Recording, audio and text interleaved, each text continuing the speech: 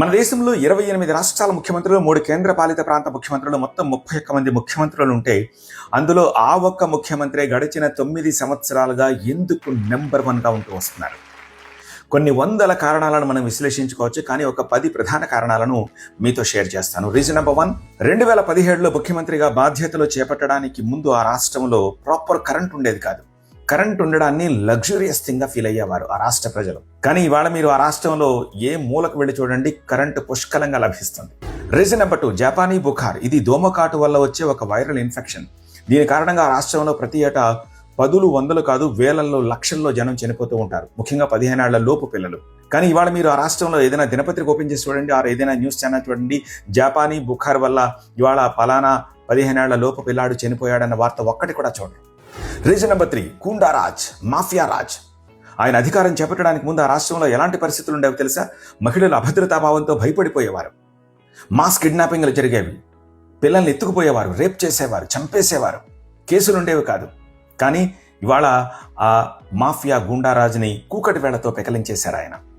Reason number 4, 1 district 1 product. ఈ scheme తోటి దేశవ్యాప్తంగా కాదు గ్లోబల్గా ఆ రాష్ట్రం డెవలప్ అయ్యేలా చేశారు.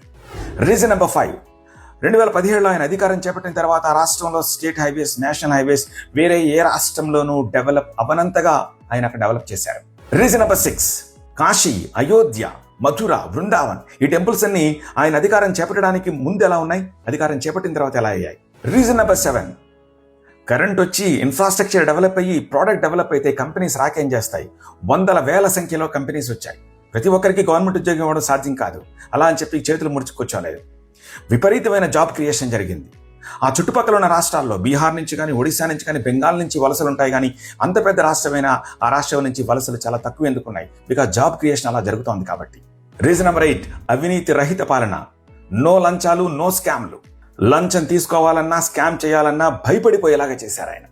రీజన్ నెంబర్ 9, నో బంధు ప్రీతి. ముఖ్యమంత్రి సొంత అక్క ఒక గుడి ముందు కొబ్బరికాయలు, పూలు అమ్ముకుని జీవనం సాగిస్తుంది.